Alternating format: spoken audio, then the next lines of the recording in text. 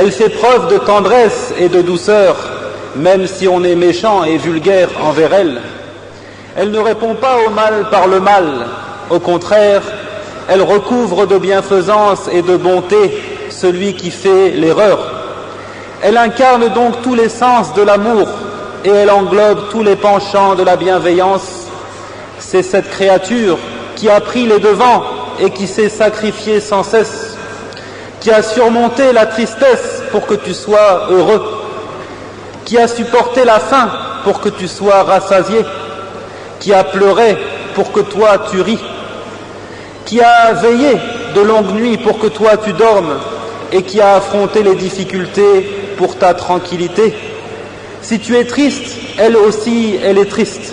Et si tu souris, alors elle est heureuse. C'est cette faible créature délicate qui donne sans demander de salaire et qui déploie tous les efforts et n'attend pas de remerciements.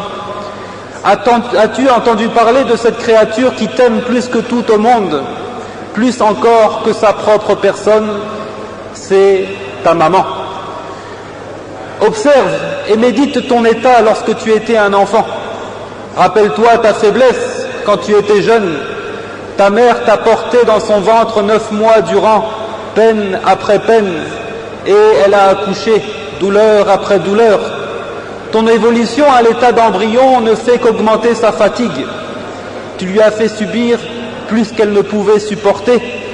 Et au moment de l'accouchement, elle a vu la mort en face. Des plaintes, des gémissements, des douleurs et des cris. Mais elle a patienté, enduré et surmonté. Et en t'apercevant, elle t'a serré sur son sein, appréciant ton odeur et recherchant les palpitations de ton cœur. Elle a ainsi oublié les douleurs passées, voyant en toi tous les espoirs, les plaisirs des yeux et la parure de cette vie présente. Puis elle s'est mise à te servir nuit et jour. Elle te renforce et elle s'affaiblit.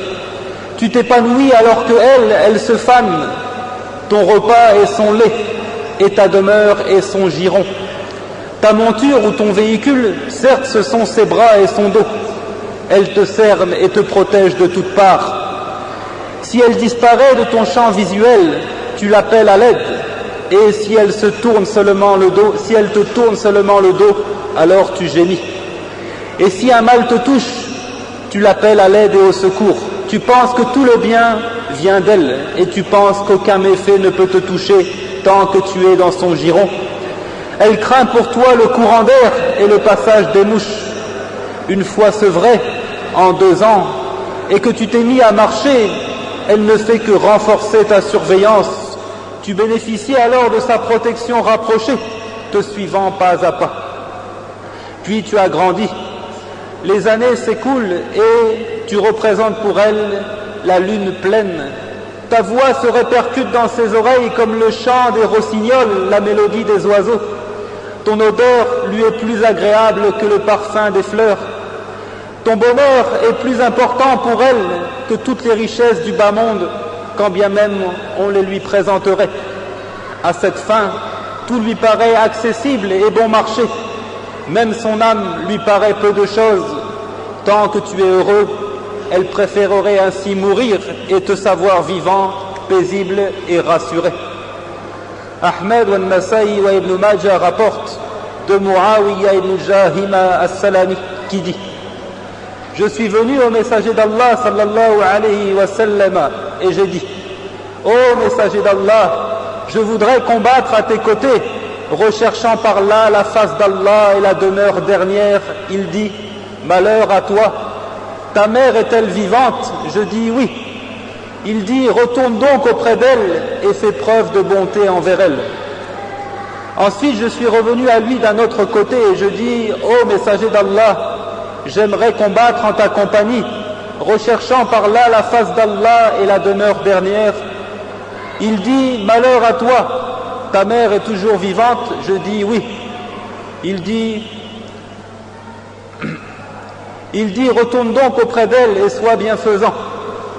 Puis je suis revenu à lui en lui faisant face. Je dis: ô messager d'Allah, je veux mener la guerre sainte avec toi. je recherche à travers cela la face d'Allah et la demeure dernière. Il dit, malheur à toi, ta mère est vivante? Je dis oui. Il dit, reste à ses pieds, là-bas se trouve le paradis. Reste donc à ses pieds, là-bas se trouve le paradis. Et de Ibn Umar qui dit, un homme s'est présenté au messager d'Allah sallallahu alayhi wa sallam et dit, ô messager d'Allah, je suis venu car je veux combattre pour la cause d'Allah à tes côtés, recherchant sa glorieuse face et le paradis. Et certes, j'ai laissé mes parents en pleurs au moment de me diriger vers toi. Il dit, retourne donc à leur côté et fais-les rire comme tu les as fait pleurer. Et le prophète alayhi salatu wassalam dit, je suis entré au paradis et j'y ai entendu une récitation. Je dis, qui est-ce? On dit, il s'agit de Harisatu ibn Nu'man, et il dit, telle est la récompense de la bonté. Il était le plus bienveillant des hommes envers sa mère. Il était le meilleur des hommes envers sa mère. Que celui qui veut être sauvé donc accompagne sa mère avec bonté. Là-bas se trouve le paradis. Ibn Umar dit à un homme, est-ce que tu crains d'entrer au feu et est-ce que tu aimes entrer au paradis? Il dit bien sûr que oui. Il dit, sois donc bon envers ta mère par Allah. Si tu lui parles avec douceur et que tu la nourris, tu entreras au paradis tant que tu évites les péchés capitaux. Voilà donc l'attitude des vertueux. Zaynul Abidin était très bon envers sa mère. Cependant, il ne mangeait pas avec elle dans une même assiette. Et on lui fit un jour cette remarque. Tu es le plus bon des hommes envers ta mère et nous ne te voyons pas manger avec elle dans un même plat. Il dit, je crains de saisir dans le plat ce que son œil avait contemplé et désiré, et je serai alors de ceux qui manquent de respect aux parents. Et avant nous, dit-il, sont passés des hommes qui ne logeaient pas leur mère au rez-de-chaussée, se réservant pour eux l'étage, c'est-à-dire par estime pour leurs parents. Et de Abdullah ibn Amrin que le prophète alayhi salatu wassalam disait, la satisfaction du Seigneur ne provient que de la satisfaction du Père. Et de même, la colère du Seigneur ne provient que de la colère du Père envers son Fils. Ô serviteur d'Allah, combien d'heures passées au service des parents ont constitué une expiation de nos fautes, et combien de jeunes hommes et femmes ont embelli leur comportement envers leurs parents, obtenant par là même la satisfaction d'Allah et voyant les portes du ciel s'ouvrir et leurs invocations exaucées. Craignez Allah et soyez bienfaisants envers les parents, même s'ils ont atteint un âge avancé et que leur tête s'enflamme de cheveux blancs et que leurs os sont fatigués. Tu leur dois plus que tout. Tu ne pourras jamais les récompenser pour tout ce qu'ils ont fait pour toi. Faisons-nous donc cette promesse que tous ceux qui sortiront de cette mosquée aujourd'hui et qui ont des divergences avec leurs parents s'empressent de les résoudre, d'y mettre fin et de se montrer bienfaisants envers les parents, répondant ainsi à l'appel d'Allah qui dit « Nous avons commandé à l'homme la bienfaisance envers ses pères et mères. Sa mère l'a porté, subissant pour lui peine sur peine. Son sevrage a lieu à 2 ans. Sois reconnaissant envers moi ainsi qu'envers tes parents. Sois reconnaissant envers moi ainsi qu'envers tes parents, vers moi est la destination.